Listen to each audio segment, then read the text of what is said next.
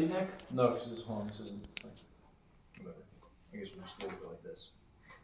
Alright, so this is going to be medieval fortifications. Nick Billows, medieval fortifications. Good evening, everybody. Today I'm going to be telling you about what made medieval warfare as we know it today. I guess all of you probably watched Game of Thrones or Lord of the Rings or something to that end that just makes you think, damn, you know, if I was in the 1500s, I would just have a great time in medieval warfare because it's so much cooler than nowadays, you know. But I'm going to explain to you kind of the development of from Motts and Bailey's all the way up to Fort McHenry as it was in the War of 1812. Let's get started. All right, we're going to start up here with the Mott and Bailey. A Mott and Bailey is essentially just a hill, and this is where people would normally build a civilization. Now, why build a civilization on a hill? Because a hill gives you the advantage. Everybody knows that if you have the height advantage, then it gives you the help, right? Yeah, exactly. This is the Mott. This is the keep, as some others call it. It's very fortified. Normally there's a fence around it, but here's where the army will be that protects over the city, and they'll be looking down, and they have that advantage. Down here is just the city, the normal people. There's not much going on down there. But this has a lot of disadvantages, especially because the Mott is not within the city, and it's outside of the city. It's at a different area. So if there was an invasion taking place in the city, the Mott can't do anything. So what came next? Next came castles. Now we want to be surrounding the city instead of being away from it and over it. So this is from a top view. Let's just say you had, castles and walls. Okay.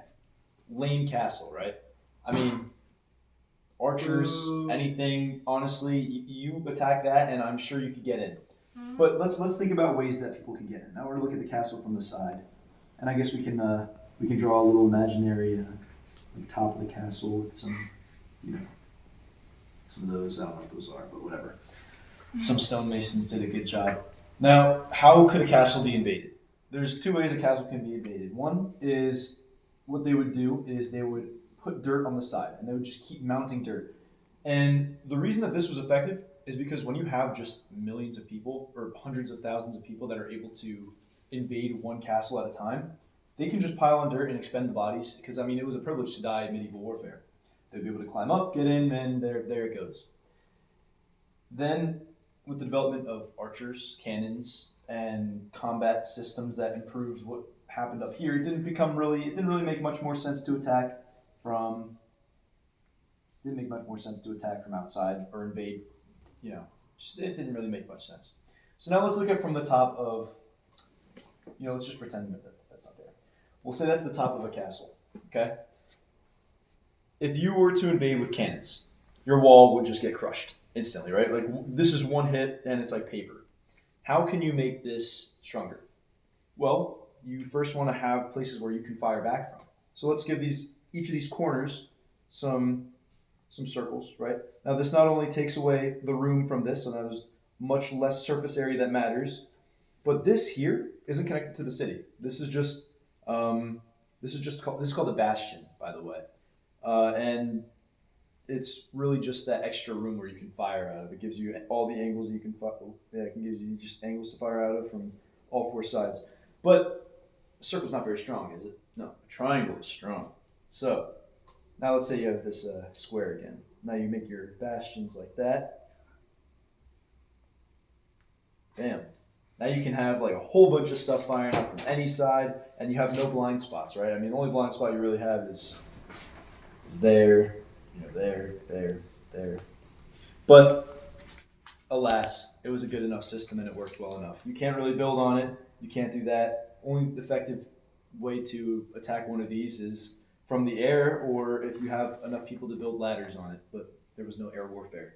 So now let's think about the Pentagon, and let's think about Fort McHenry. Because actually the Pentagon was a little bit of a tribute to this style of combat. And Fort McHenry was built just like this.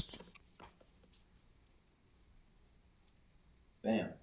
And if that was a good Pentagon. But then they had these little trenches all along the sides. And it was like below ground, like these trenches were all below ground. So when they were firing from up above, it would just hit these walls, but Yeah, it doesn't matter because the cannons couldn't get inside of the ground. They destroyed the walls. It doesn't even matter. Exactly. And yeah, the only way that this fort could have gotten destroyed and the American flag make it down was if there was air warfare.